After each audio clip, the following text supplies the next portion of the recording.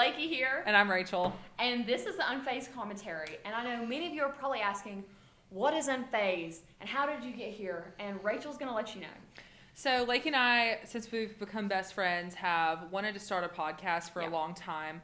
And we've just now begun that journey. But we chose the name Unfazed because both of us have done a lot of activism and stuff like that in the conservative politics world. And we both just really want to live unfazed by the left and the craziness and just the woke mob. The ungodliness, and I liken it to a parent who says that their children, it's just a phase. You know what? We believe that America right now is in a phase, a horrible phase. True. And we are not taking part of that, so we are unfazed. Totally unfazed. Right. So a quick little bit about myself. I'm from Kingsport, Tennessee, so super small town. I grew up in a Christian school, and I've always been politically minded. Like, even from the 4th grade, I'd turn on Fox News, which is weird for any 4th grader to do.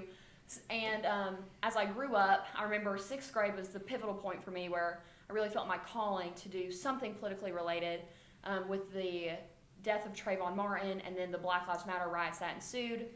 I realized that there was no reason to have the Black Lives Matter riots like they were happening, that Trayvon Martin literally tried to commit a crime there. And whenever I got labeled a racist for holding that opinion, I realized, politics is, I'm going to go make a difference. Yeah, and, I'm from Nashville, which is in the South, but it is definitely not the most conservative place in the world.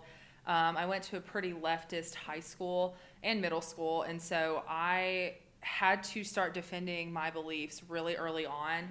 My grandmother had a huge impact in my life. She would always have conservative commentators like Rush Limbaugh, Sean Hannity, Phil Valentine on in the car, and it would make me really curious, and I'd ask a lot of questions. And so when I started developing my own beliefs, I realized that a lot of my classmates did not agree with me, and I was also labeled similar things. I was racist, I was homophobic, I was the crazy Christian chick. And so it really just gave me a drive and a passion to not only explain to people what I believe, but really try to persuade them that, the conservative Christian way is correct. It's the best way of life. And going into college, I knew immediately, I was so excited because I wanted to get started in something conservative, political, Christian related. So I got my start in a conservative club on campus, and that's actually where I met Rachel because she was a leader in that. And I think actually our first interaction was in an Instagram DM. And I said, we were going to a conservative, it was like a dinner or something like that, and I was like, what do I wear to this? Because I had never done anything in politics until college. Right. So I DM'd her on Instagram. I said, hey, girl, what are you going to wear to this? Because I have no idea. And then she sent me a picture of her in a dress. She looked so adorable. And I was like, oh, you look great in that. And I think we were best friends ever since. Yeah, I agree. I remember when we first met, we were a little awkward because we didn't know each other. We just talked over a DM. But I think we pretty much immediately became friends. I think that next weekend we went and hung out. And what I think for both of us was super important was that we had shared beliefs and values. Right. Even though she went to a private Christian school and I went to a very secular public school, we both felt kind of like the outcast for having the beliefs that we had.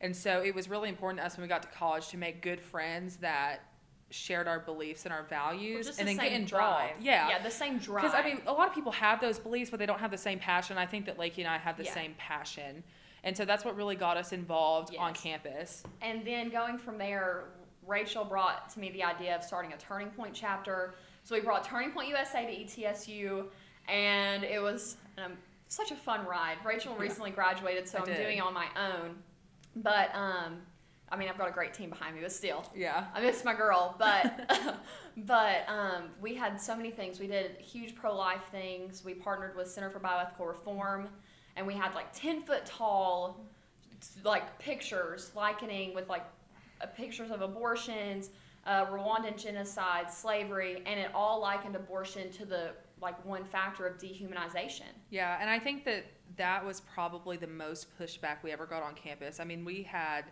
death threats, other just threats of violence. We were called every name in the book. Mm-hmm. it was really crazy to Yeah. say the least. And Yeah. I mean, we were both kind of unfazed We were by it, unfazed, but yes. it was also really, I think, telling about the state of where not only the college campus is, Because but this America. is a college. Yeah, keep in mind this is a college is at in college. East Tennessee. We're actually, I heard the other day, we're like maybe one of the reddest districts in all of the country. Right. So if you think that because your area is super conservative that your child or your college student or anybody else is immune to the craziness that's happening in the left, you're Sure. wrong, because we live in a like plus 50 Trump district, okay? Like Yeah. it's as conservative Conservative word. as it gets. And yet this is the craziness we were facing Right. on our college campus just for trying to, speak out about the horrors of abortion. And then there was also the What is a Woman event that we did. Yes, we did play Matt Walsh's What is a Woman, and that, I don't know if we received more pushback for the abortion images or What is a Woman. I felt It like might have been pretty even.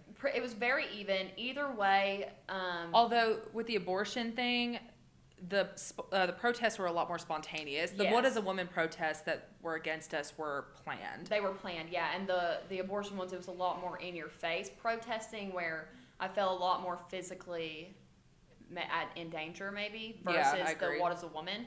Yeah, like we were behind barricades during Yeah. the pro-life genocide awareness project that we did. But with What is a Woman, we had time to plan that, get campus safety involved, which, by the way, ETSU campus safety is absolutely amazing. Doesn't matter what side you're on, they're going to protect free speech, and they're going to protect all of us. So just shout out to them, because I really Yeah, appreciate yeah. everything they've done for us. Even lots of the people that work in the cult that let us rent out the spaces. Yeah, they, I mean, they really were super support helpful. us. Yeah, really, really helpful. Which is really rare, I think. Not very. I wouldn't say though that's the overwhelming majority of faculty and staff No, or definitely teachers not. there. Like we were actually at the table, the Turning Point table one day, and we got in a debate with our school's president. Yes.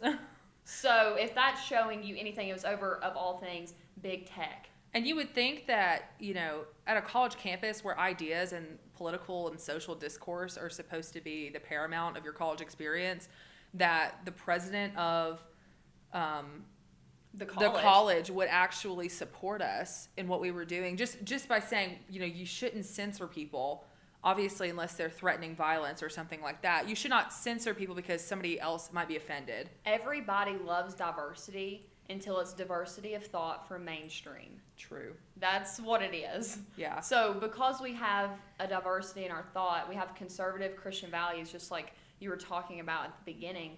Just because we have that goes against everything that the mainstream media is pushing for. Right. And that kind of gets into our main topic of today. What we want to discuss with you is the overarching, it's like a huge topic of the culture war. We want to discuss what is the culture war, how have we gotten here, and how can we win? Yeah, I agree. With the culture war, this is a term that I think has really been brought up in the last few years. I'm sure that I can't give like a perfect definition, but I would just say it's, I think first of all, politics is downstream from culture, culture is downstream from religion. So we're seeing all of these things happen politically, culturally, and then obviously spiritually. And so I would just say that, we're like everything we were just talking about with, abortion or, transgenderism, those types of things, that's what the culture war is, because you have one side that's wanting to stand for truth and The reason truth, and mind logic, you. not just like my truth or her truth, but the truth, the objective God-given truth. Right. Then you have the other side that wants to just, I don't even know how to describe it. Sometimes it's like, oh, well, because I feel this way, this is how the entirety of the culture and society should, It's they want to follow the science, but they don't want to follow, but not unless it goes along with what they say. Yeah. So abortion on demand, it doesn't matter, but they're not looking at the science of life. And no uterus, no opinion, except men can be women and women can be men. So men can't have an opinion on abortion, but they can be a woman. So how does that make any sense? Right. And they don't want the government in their business, but then they want to force you to have a vaccine for COVID. Yeah, it's really just insane the times that we're living in, and especially for like older people, they don't. This is not anything against old people. I love older people, but I think there's this generational disconnect because as young people, we're both members of Gen Z. We see what's going on among people our age and a little bit older than us, whereas the older people, they don't understand because they lived in some of the greatest times in American history, Right. where American excellence, hard work, faith, and family values were just the norm. It wasn't even like a question, and you were weird if you didn't have those values. Right. And now you've got all these young people who are like, well, I just want to do whatever I want, and so if anybody gets in the way with that, they're racist, they're homophobic, they're bigoted, or whatever. Yeah, and I think the person who probably summed it up the best would be Vivek Ramaswamy in the Republican debate. And then who shows the generational divide is Mike Pence. So we're actually going to play this video for y'all real quick, so just give it a listen. We're in the middle of a national identity crisis. And I say this as a member of my generation. The problem in our country right now, the reason we have that mental health epidemic, is that people are so hungry for purpose and meaning at a time when family, faith, patriotism, hard work have all disappeared. What we really need is a tonal reset from the top, saying that this is what it means to be an American. Yes, we will stand for the rule of law. Yes, we will close the southern border where criminals are coming in every day. And yes, we will back law enforcement because we remember who we really are. And that's also how we address that mental health epidemic in the next generation that is directly leading to violent crime across this country. Governor DeSantis, really quickly. Governor DeSantis. We don't have an identity crisis, Vivek. We're not looking for a new national identity. The American people are the most faith-filled, freedom-loving, idealistic, hardworking people the world has ever known. We just need government as good as our people. Okay. So, Rachel, what are your first thoughts there? Well, I think it's interesting. You know, I think the most important line that Vivek said was, and I say this as a member of my generation, Vivek is a millennial, so, you know, very young to be running for president. Obviously, he's old enough to run, but he is pretty young. And then you have Mike Pence, who I'm assuming is in the baby boomer generation. Mm-hmm. But I think that Vivek hit the nail on the head because he's saying, you know, we live in a time where people are lost. They don't have any hope. They have no purpose. They have no, you know, drive to do something for themselves. Mm-hmm. And I think it's interesting, too, because, you know, over a third, I think it's 18 to 34-year-olds identify as religiously unaffiliated, and then you have this going on. So I think Vivek, because he's getting at the root of the issue, because they were talking about guns and crime in American cities, and I think Vivek is right. Obviously, we have, you know, a lack of just like the justice system is messed up. We don't have people who are being put in jail when they deserve to be put in jail, and if they are, they're in there for very little time and then are released. But I think what Vivek was getting at was that there's a root to this issue, and it's the hunger for thirst and meaning and purpose when we live in an age where people don't have any of that. Yeah, and I think, you know, we would probably diagnose the problem slightly different than Vivek, since he's Hindu and we're Christian, but we obviously see that the purpose that people don't have is because they don't have an identity in Christ. Yeah. And then going further into that too, I like how he said the reason we have this mental health epidemic. Yeah. You know, because the liberals, what do they always want? Take your mental health day. Right. You know, they're big on mental health, but and therapy and all of those things. things. Yeah. But their big thing is they want to get different types of medications for this. Not saying that all mental health medications are bad. Right, but they don't actually want to find the root cause of the issue. They'd rather just mask it with a pill. Yeah, and Big Pharma loves that. Yeah, Big Pharma does love that. That's a whole nother topic. But yeah, so I think the mental health epidemic goes back to people not having God in their lives. And then even if we take God away from this, like what you were saying, all of these people that have no purpose, if they don't have a meaning, they're working a job they don't care about. Maybe they went to college to get a job they really care about. Most of them they're on this weird sexual liberation, feminist movement kick where they want to have sex without consequences. They don't want to have families. We're seeing the average age of people getting married and starting families way later in life. Yeah. And I mean, how do you have a purpose if you don't have something to live for? Well, and the thing is, and you know, don't get me wrong, I'm all for capitalism, but I'm not for corporatism, and I don't think that your job should come before your family, and that goes for men and women, but especially women. You know, we are caretakers in the home, and so we should be there with our children, and that would ultimately, for most women, keep us very fulfilled. But I totally agree. When you've got people who are told, just climb the corporate ladder, go to your 9 to 5, grind it out, and then they come home and they sit in silence, they scroll through TikTok, they watch their TV, and then they go to bed and do it the next day. That's not a fulfilling life. You can enjoy your job, and that's wonderful. I'm not saying you shouldn't enjoy your job, shouldn't find a job that you love, but I think what you're getting at with the destruction of the family, the nuclear family, the absence of fathers in the home, those things really do have an impact on society. And I think that a lot of these people who are advocates for, helping people with mental health issues, they're ignoring those problems because it's not politically correct. Right. It would break apart their entire worldview and their agenda. Yeah. It would break it all apart. But the proof is in the numbers. The numbers of children without fathers in their home show that they're more likely to commit crime. Yep. They're less likely to graduate high school. They're more likely to have teen pregnancy, or obviously if you're a man, get a woman pregnant. There's so many different things that not having a father in the home, it's not good. And we see that there's this increase in not only fatherless homes, but just, divorces.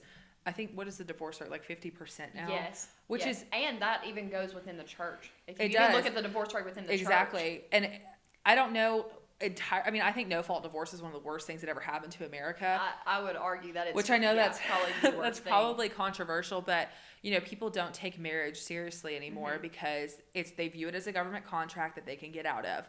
When there was a time in the world when you got married, you went up in front of your closest family members and friends, and you were saying, literally until death do us part. Right. There was no other alternative. No. And so you had to really think long and hard. And in order to get a divorce, it was really hard. Yeah, you had to prove that there was fault there. So obviously we're not advocating for if you're in an abusive relationship. There's adultery, something like that. We're not advocating for you to stay in that, but No. we're advocating for families to remain families and function as a family. And I think this plays into just the selfishness that we see today because, and people will get mad about this, but, especially when you've got children, they're like, well, it's better for the children if we just separate it because they don't want to see their mommy and daddy fight every day. You know what? You've got a bedroom. Go back there and hash it out quietly where your kids can't hear or see you. But work it out. You're an adult. These children don't deserve, because you know what? Even though it's not good for you to constantly fight in front of your children, it's also not good for them to have to go back and forth between mom and dad and then hear them talk horribly about each other because they love both of you. Yeah, and I mean, what is better, to just quit whenever the going gets tough, or to show your kids that family is family and that you're going to work it out and it's going to get better. Right. And I think the problem too is even if they go to couples, like these people that go to couples counseling, what counselors are they going to go see? Because I really think if you're not going to a good Christian counselor, like a true Bible-believing counselor, it's going to be very easy for that counseling to literally just become divorce mediation. Well, and I think, too, that's especially true of women, because women most often initiate divorce because we're more feelings-based. It's just the reality of it. And think about just how, and I would love to see the stats on this, how feminized the psychology industry is. I would say that there's a lot of female therapists who would, a woman goes in, or even the couple goes in and they're talking this through and they're like, you know what, just get divorced. It'll be easier. It'll be better for the kids. Right. And they say all these things. They have no proof to back it up. And you're telling these people exactly what they want to hear, because it's easy just to quit. Like you were saying, it's easy to quit when the going gets tough, rather than trying to sit there and work through it as a family. And, this, and then again, with the fatherlessness, because usually the mothers get custody of the children, and the fathers have hardly any, and so they're not seeing their children. And, fathers have a huge impact on their children, and so do mothers. But think about it. The majority of teachers are women, especially in elementary and middle school, which are extremely important in their formative years. So they're constantly surrounded by women. Right. Almost all childcare workers are women. Right. So they don't have any male figures in their lives. Or not as many. Right, not any. Not as many male figures in their life. And that's why a father is so important and brings something to the table that the mother can't. Well, and, I would take that argument too, and I would say we look at the rate of divorce in America, and then we look at the amount of people, like I was just talking about earlier, getting married later, starting families later. I feel like it's probably because they're scared of the commitment that comes along with marriage. Yeah. Or they don't see it as a very big commitment, so they say, why do it right now? Exactly. Because also Or at all. we're living like married people already. Right. We're having premarital sex. We're doing whatever we want with We're moving in whoever we want. with boyfriends that we've been with for 2 months. So, Yeah. you know, there's no incentive to get married anymore. There's no reason to get married, because if the marriage is just going to end in divorce, which is what they've been shown to happen, Yeah. then that's also a scary thing. So I think that divorce is playing a bigger factor in children to adult in their adulthood, because they're more scared to make that commitment. Right. And you know, and I want to, for a second go back to the kids, because the kids that are involved in this, it's horrible what they go through, and then what it ends up doing is creating a cycle where those children are going to grow up and they're going to be scared to get married, so they don't get married. So either they end up as single moms or single dads, or they never fully settle down with somebody, or they have like a long-term relationship but it's rocky because they're not married. Right. And their children know that they're not married, so it's a vicious cycle. And I think it goes back to no-fault divorce. I think it goes back to just the absent fathers. No Christian values at all. No church. The Christian ethics totally gone. Like, we live in the Bible Belt. Yeah. But if you ask the average person, they don't go to church on Sunday. They can't tell you their testimony. Right. They know they're saved, but they don't know when. They can't tell you how, but they were baptized when they were 6.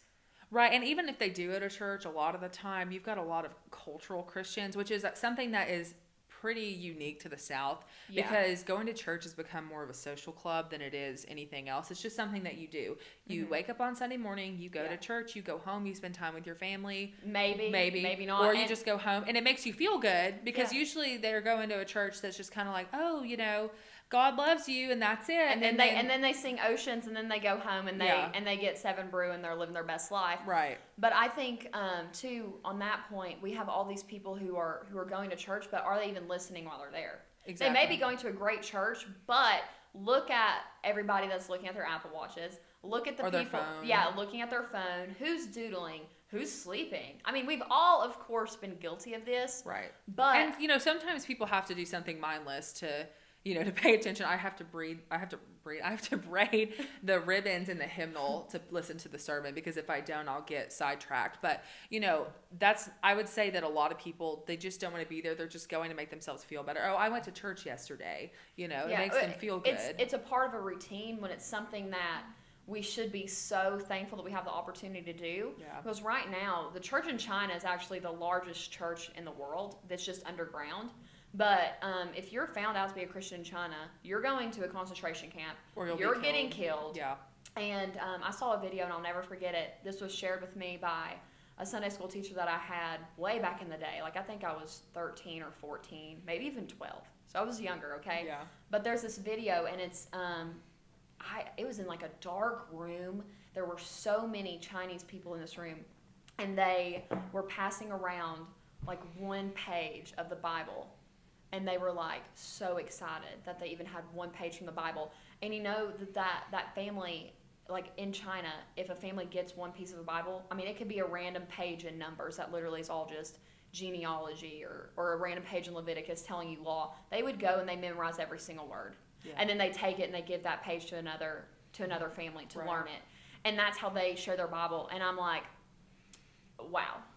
Yeah, we have no idea how good we have it here. Most people, I mean, and we're guilty of this too. We live very, very luxurious lives compared to most of the world. Yeah. And, unfortunately, like I think I saw a headline, I believe it was somewhere in Europe, of this woman who got arrested for quoting the Bible, I think, or something about her church's stance on the LGBTQ community. And I saw another one too, and they were praying, not even out loud, praying silently at an abortion clinic, and they got arrested on the public sidewalk. And I believe that was not in even England. there. This is in Western civilization. So you know what? If you think this isn't coming to the United States, it is, because there is a clear agenda to make this happen here. And yes, we do have free speech laws. However, I mean, look at big tech. Oh, what about the man's who his house was raided because he was praying in an abortion clinic? Yeah, I mean, there's so it's many here. examples. I would say it's here. It's already here, but it's going to become more and more prominent as they continue to weaponize the DOJ against Christians, conservatives, pro-life activists, anybody Anything. who goes against the mainstream. Yeah. And that is why we're so passionate about really fighting this culture Yeah. war, because we realize that if we don't do it and people our age don't do it and the people that It's not going to get done. it's not going to get done, and we're not going to have a country live in. Like, I think this generational divide that I think was so present during the GOP debate between Vivek and Mike. Yeah, because Really just- and Mike Pence literally says, Yeah. we don't have an identity crisis, Vivek. But the thing is again, he's so disconnected with the young people because he said we're the most faith-filled, family-oriented. Freedom-loving, hard-working people Idealistic this people. world has ever seen. That may have been true in 1945 when 76% of American adults went to church, and a lot of them would say that they were extremely patriotic. But Yeah. when you've got People that are arguing that they want to burn the flag. they want to burn the flag, they want to go burn down our courthouses because wanna- of the Black Lives Matter riots. They want to loot every store. They want free health care, free college. I mean, if you have spent any time with somebody in Gen Z, unless you've got really great grandkids or kids, you know what's going on in the schools, and Even if it's not your kids personally Right. or you yourself personally, everybody can think of one person at minimum, yeah, at least, yeah. that they are able to say, yeah, they are definitely not freedom-filled, patriot-loving, hard-working American that is ready to build a better future for not ourselves. Because me and Rachel, we're not fighting this for ourselves. We know that this is like going to take a generation or more to fix. And we want our children and our grandchildren and our grandchildren's children to be able to have an America for as long as God allows there to be. Yes, and I think that that's the thing is like a lot of these older people who are around now, they lived, again, in one of the greatest times in American history. Yeah. So they understand what it means to, like, what American excellence is. We never got to experience that because when we were growing up, we were leaving that. I was born 3 months after 9/11. A lot of things changed after 9/11, and obviously so many things have happened since then. But, you know, we've faced a worldwide pandemic, nationwide lockdowns, you know, just all of these crazy things that have happened. And then, you know, you've got all this political censorship, and it's extremely divisive and hateful. And you can't even be an open Christian without the pushback. Right. You know, and it's like what I wouldn't have given to been able to go to the mall in the 80s. yeah. I heard that was cool. You know, my mom's like, that's the place to go. You know, and then just be able, like, to talk to your neighbors and just have pride for this country. I've always loved this country, not my government, but my country. Yeah. And I'm very proud to be an American, but I'm getting worried more and more because it seems like the discourse has changed so much. Young people are so jaded, they're so apathetic, or they've got straight up hatred Yeah. for this country. Yeah, I mean, how amazing, like seriously, would it have been to have went to a school, and I actually went to a school that did this, but you started every day with the Pledge of Allegiance, and then you started every day praying. I went to a Christian school, Yeah. so I got that, but I wish that was the norm for everyone. I Yeah. don't know most schools that do the Pledge of Allegiance. My school before did the Pledge of Allegiance, but it was optional whether or not you had to stand. So usually half One my of mine. classmates would be sitting down, which would really make me mad. And then, of course, prayer was not in schools. I remember one time when I was playing softball, I was on the high school softball team, and some of us decided we were going to pray before Yeah. the game started, just that Good for nobody you. would get injured, you know, that we were, you know, good sports and all of that. Yeah, good for And somebody goes, we're going to pray? This is a public school. And I'm like, well, you don't have to participate, but that comment, but again, this is in the South. Like, I know I went to school in Yes. Nashville, but like this happens even where we're at in the Tri-Cities area of Tennessee. And more than anything though, that's sad. It is. Yeah, and we have a school where it's just down the road, and this is in Virginia, but it was like, it was Trump country, Virginia too. Yeah. They wanted to pray before a football game, and that got I shut saw down that, really yeah. quick. That got shut down so quick. So yeah, I think it just would have been amazing if we lived in a time where everybody loved, not everybody, but most people, everyone yeah. loved Jesus, loved their country, and lived by for God and for country. I think that would have been Yeah. an amazing time to be in. Yeah, and it used to be like you didn't have to actually believe in God or be a Christian to understand that the Christian ethic and Christian values is what has made society thrive, Western society thrive. I mean, this country was founded on Christian ethic. not all the founding fathers were true Christians, but they understood the importance of Christian values because it was the only way that society in this particular republic was going to thrive. Yeah. And we see that, I mean, we don't have that anymore. I mean, we've got porn addicted people. Mm-hmm. We've got trying to trans the kids in school, gay porn and otherwise in the public library, in the kids section, or in the school libraries. There's just so many things going on. We don't, like, people say America's a Christian nation. No, we're not. Not anymore. We're in a post-Christian nation. Yeah. We're in a post-Christian society. Yeah. Well, and that porn addiction, I think that everybody wants to act like porn is not what it actually is. Yeah. Which is, I believe, like No Fault Divorce, I think porn is one of the biggest factors into the reason our culture is the way that it is. I agree. I mean, when you've got children, I mean, I think the average age of discovering porn for the first time is 9 years old in boys and 11 years old in girls. I That's mean, disgusting. when I was 9 years old, But I was outside playing with my friends we're and playing with Barbies in the dirt or something. yeah. But there's no agenda. There's no grooming agenda There's at all. no grooming agenda, but our average age of children seeing porn is 9 and 11. Yeah, I mean, And, this actually takes me back to the person who used to be the president of the ACLU. oh yeah, I remember this. She actually said that it is okay for children, like this is a First Amendment issue, because children should be able to watch porn because as their First Amendment rights, they should get to be allowed to have information on sexual reproduction / sexual health. How is porn? Pornography. That is not sexual just, health. That is not just disgusting and degenerate. That is just straight up evil. And children cannot consent. So when you hear people say, "Oh, like this 25-year-old male had sex with a 9-year-old," no, he raped a 9-year-old, and YouTube's probably going to flag us for that one. But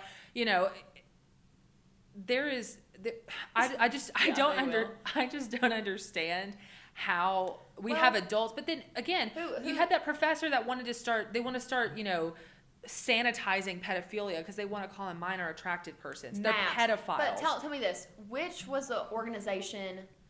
It wasn't the World Health Organization. They're saying that if a child can consent to having sex, so it's not rape. If the child consents, I thought to it was the World Health, or if it wasn't, it might have been the NIH. One of the two, maybe. But there was some sort of health organization that said that. I don't know. We live in a weird time, and unfortunately, people are so, I guess, desanitized by how pornified our society is because it's everywhere. I think Lakey's gonna see if we can find this. I wanted to say it was the World Health Organization, but it might have been the NIH or the CDC or something like that. Yeah.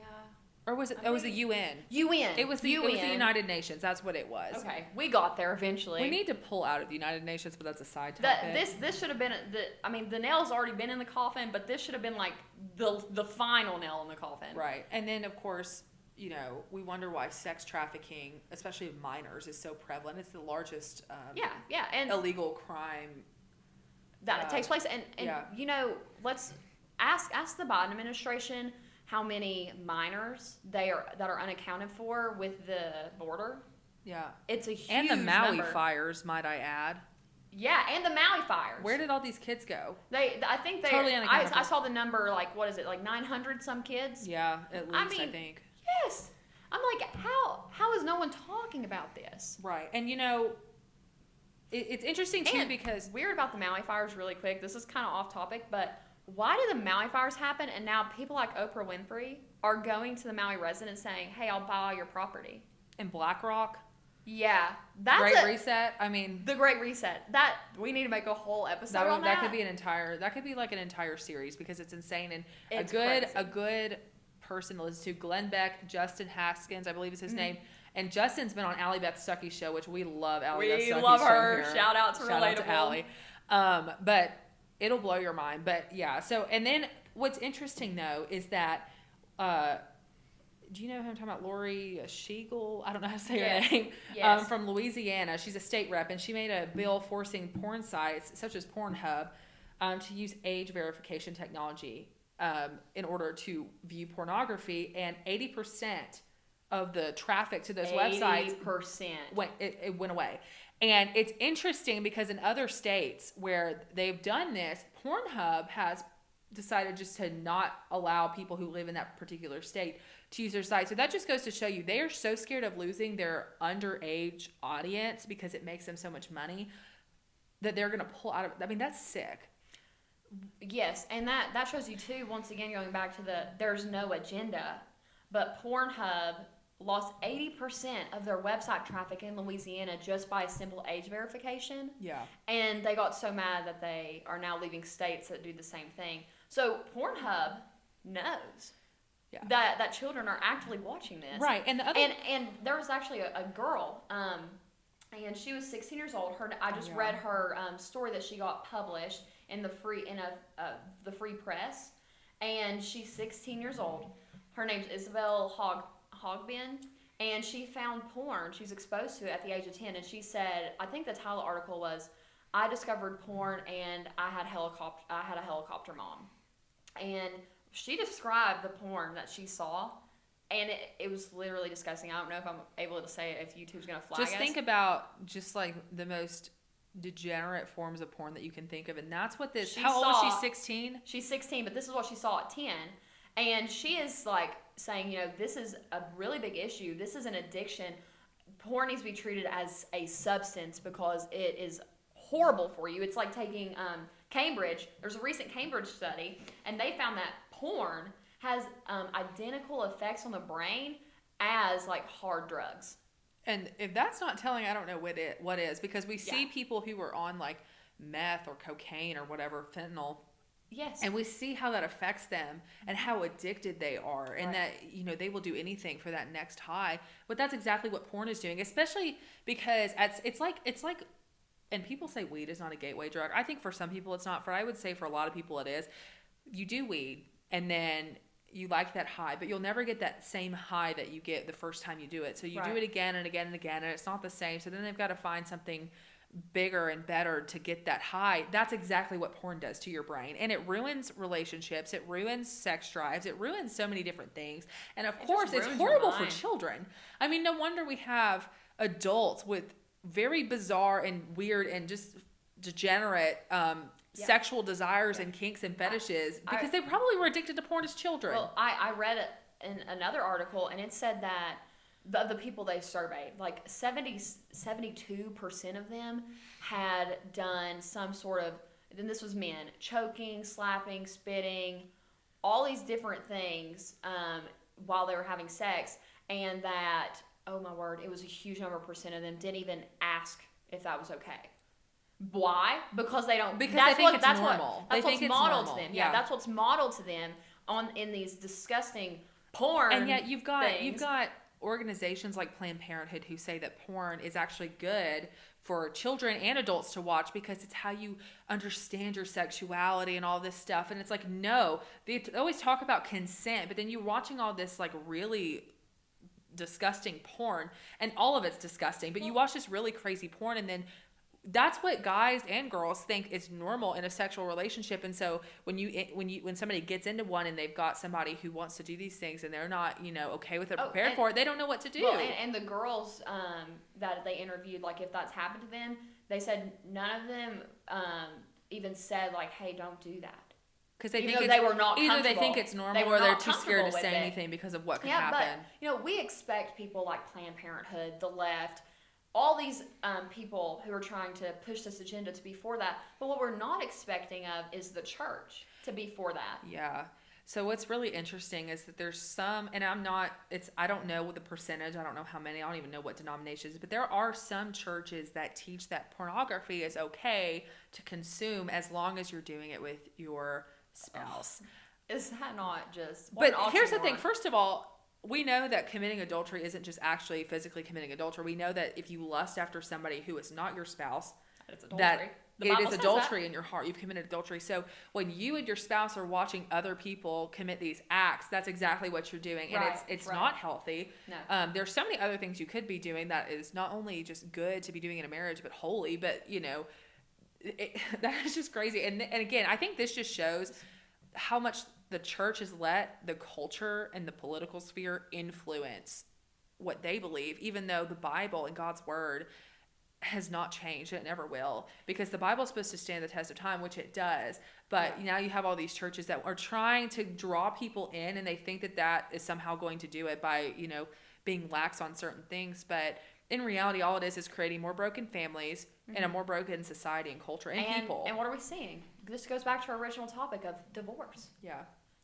Of course, whenever you have a sexless, loveless marriage that is fueled by pornography or something bad, but pornography specifically right here, why would you stay in that marriage? Yeah. There is nothing. There's no reason to. Right. And another And thing, and this could be a whole, conversation in and of itself, but this whole red pill movement with like in the manosphere and all of that, if you're not familiar with that, you're probably not on Twitter, but, or X, whatever Probably it's good for called now, you, which is but what- if you yes. are, follow But us, there's this, Unfazed and takes.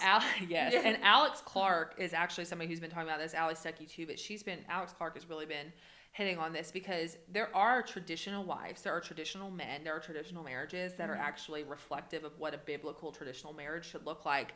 But now there's this uptick, and I think a guest that Alex Clark had on her podcast the other day, The Spillover, also a great podcast, said that it's feminism for men. And I really think that's important, because basically you've got these men on the right who are like politically conservative or libertarian, who are totally against getting married because they think all women are worthless. They have high body counts.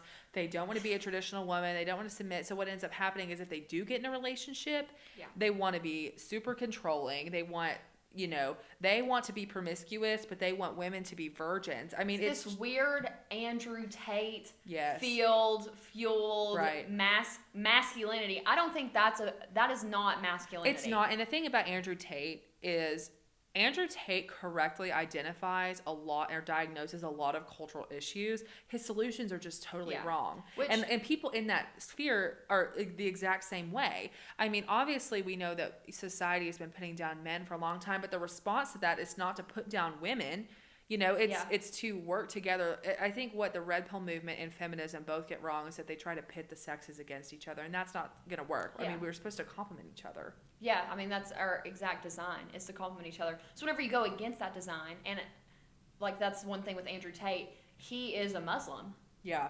So because he has a weird view of what women are supposed to be anyways. And I would also say too, part of the reason, I think I saw a clip of him saying this, they mock, talking about society, they mock, and Christians, they mock our God. Yeah. And they spit in our face. And I think one thing too is that the church has become so like feminine, and it's not supposed to be that way.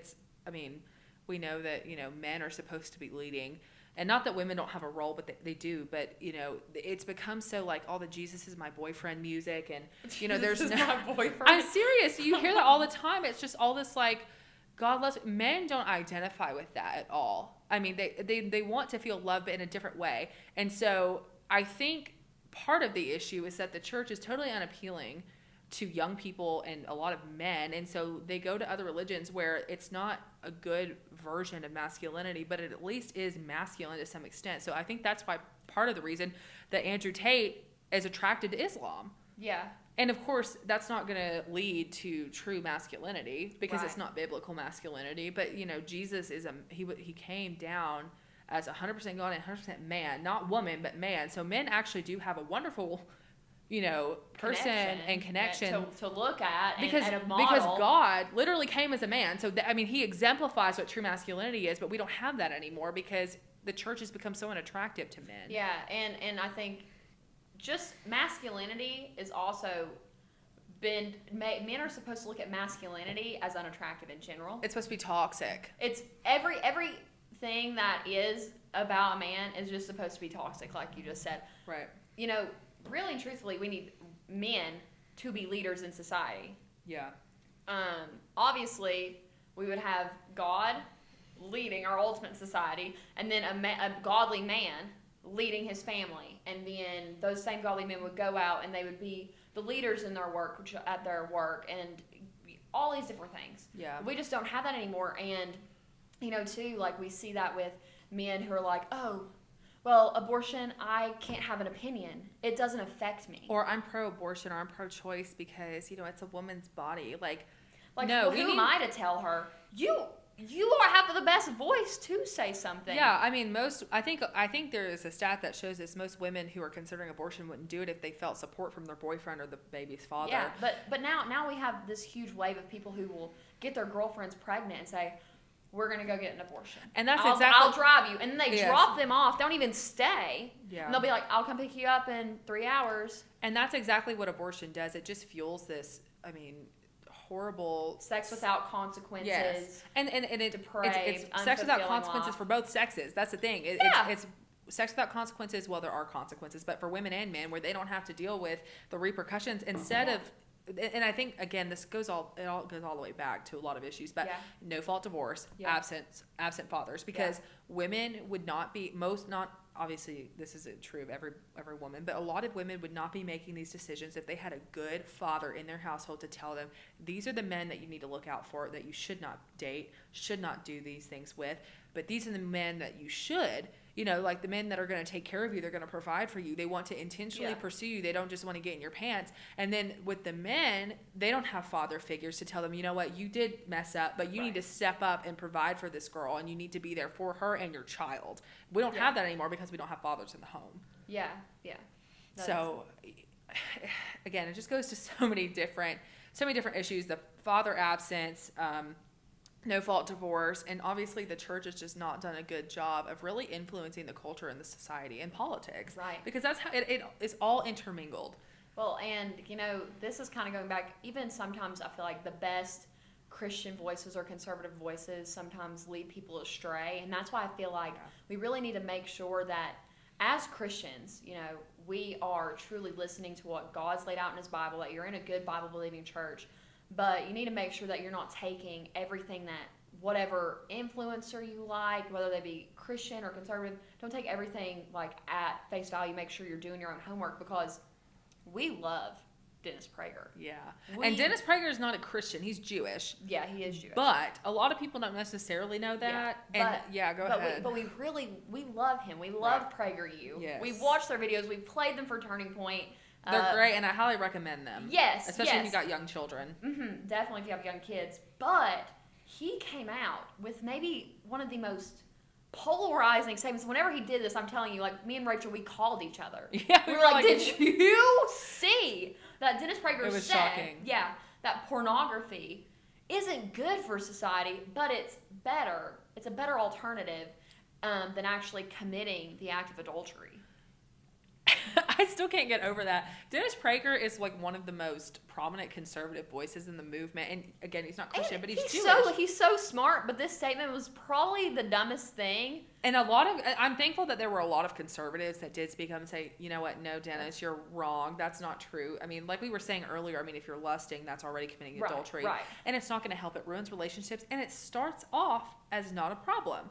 And then it becomes an addiction, especially for men, because men, as we know, they're more, their eyes can wander. I definitely but agree with that. I think more and more today, though, as we're seeing more like this, I think the TikTok craze, Instagram Reels, right. Wattpad, girls are on Wattpad more than boys, Yeah. and those Wattpad stories, they are wild. Let me tell you. And it's just this normalization of sex and we should have a good conversation about what sex should look like and what is good and healthy, but we've become so sex positive that we've gone into a whole other realm. And the Planned Parenthood pamphlets that they give children that literally are cartoons having porn. Yeah. Having sex, that's a form of pornography. Right. And of course, I think more and more we're saying, boys, their eyes wander. I think that this affects girls now, still probably slightly disproportionately than boys. I think it's affecting them if we look back to women in the 80s, the 90s, even early 2000s. I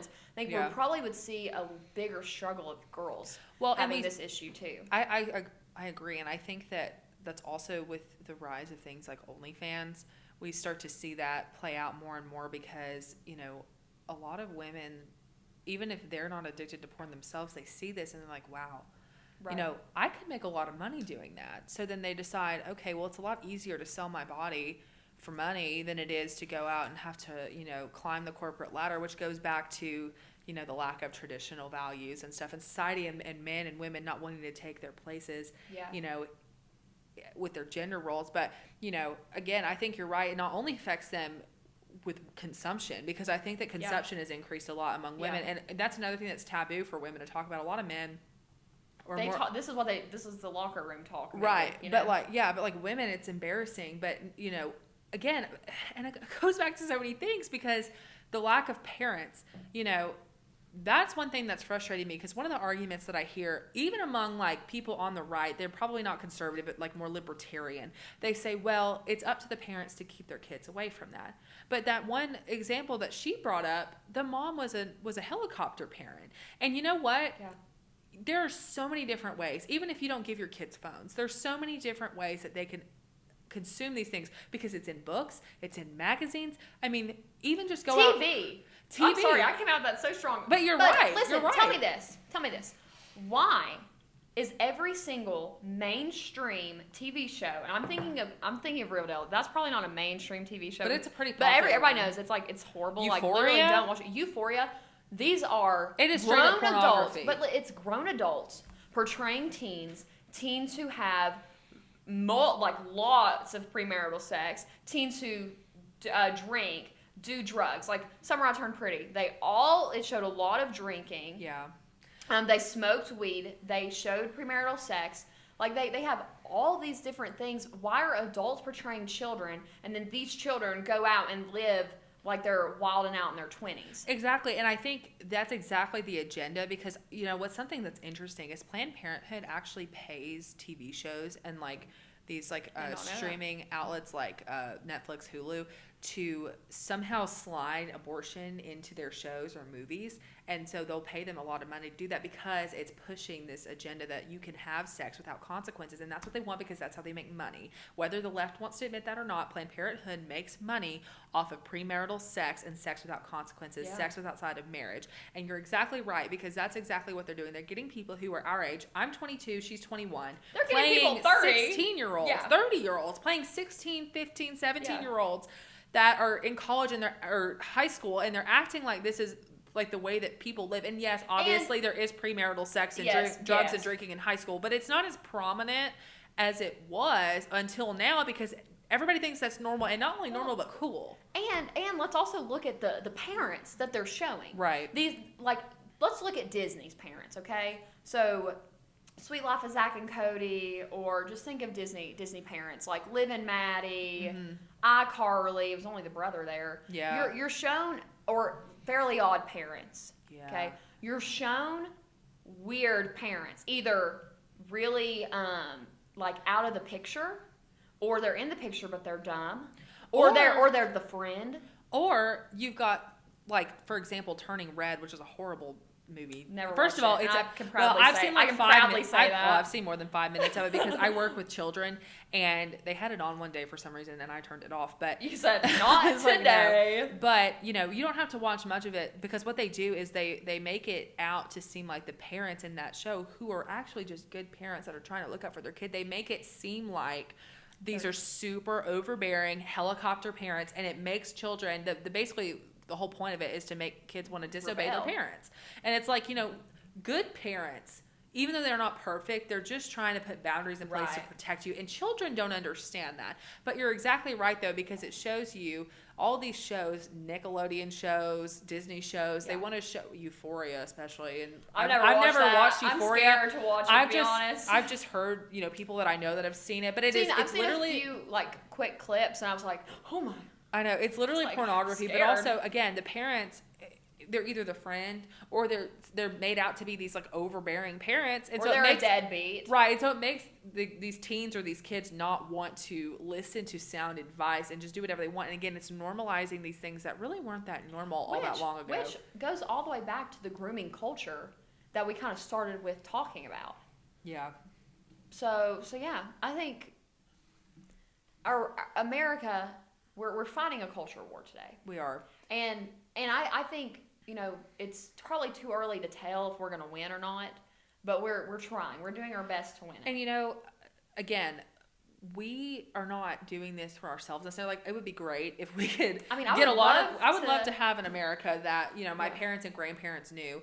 And I would love to see that in my lifetime. But unfortunately, I don't think that's going to happen. But you have to think, there are children who are growing up in even worse times than we did. I mean, it's insane. And the only way that this is going to be fixed is if we actually decide to stand up and speak out for the truth. Yeah.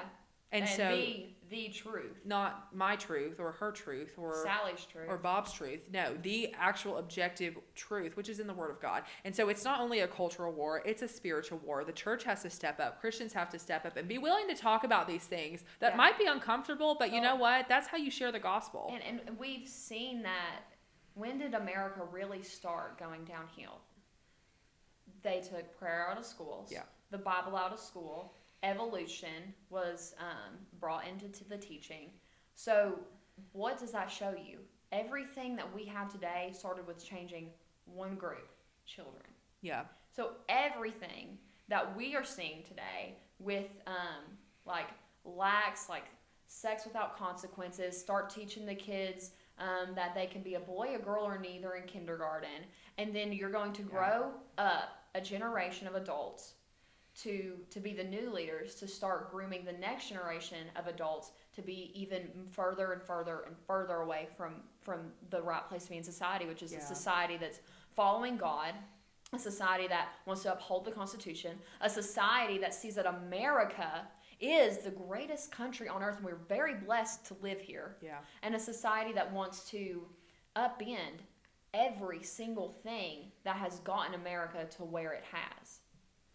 So, that would be my final little thought there. Yeah, I just think that if we don't stand up, nobody else is going to. Mm-hmm. So, I mean, it is beyond time to wake up. Right. And that's partly why we wanted to start this podcast, is because even though we might not have much influence, we want to influence the circle that we have, and we want to be the change that we want to see. And so, you know, and I try to stay positive about it because we've actually had some good interactions on campus. Yes, it's crazy. It's fun though. It is fun, but you know, we've actually, I mean, we even with like when we had, bringing it back to the beginning with the abortion display, we did see people change their minds. I mean, maybe at least not totally, but they at least thought about it differently because they're looking at it. And this is one of the things we'd say. I know you're mad that this picture's here because it's graphic, but if it's true, how would that not influence, you know, your opinion on abortion? They're like, well, it would if it is true. I mean, that's obviously horrible. So it makes them start to, you know, question things. Yeah. And so I don't think we're so far gone that we can't change people's minds, but it's going to take hard work and commitment, and it's going to be a long battle. Well, so we've got to keep pushing. Yeah, and here's the thing too.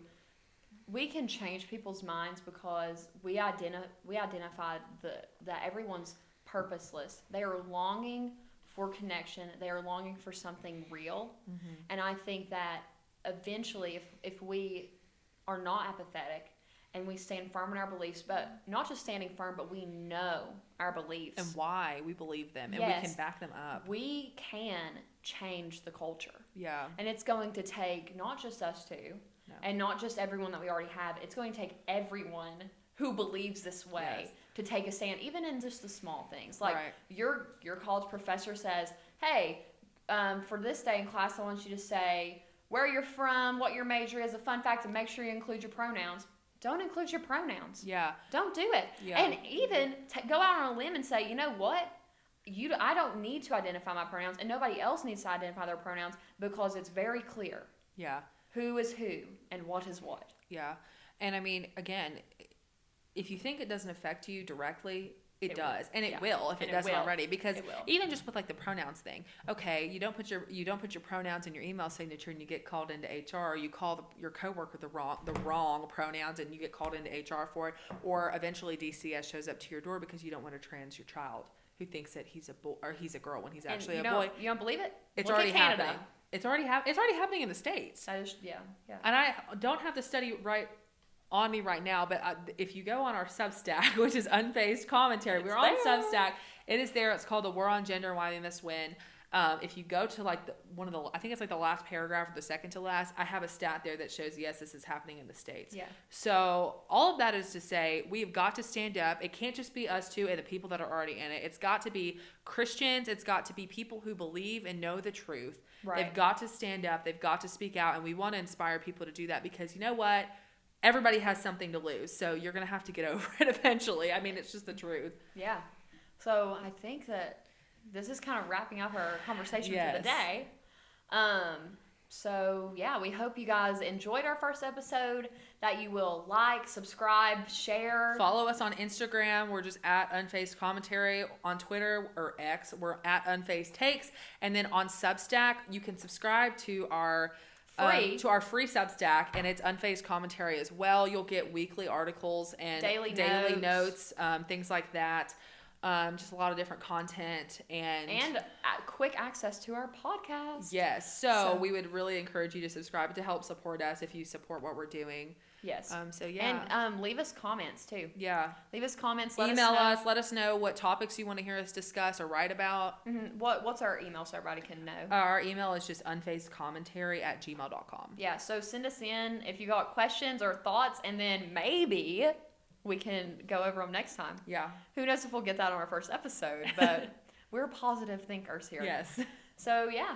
Well, I think that's all we've got for that's all today. we got. So yeah. Live unfazed, everybody, Yes, and we'll thank see you y'all. guys next time. Bye. Bye.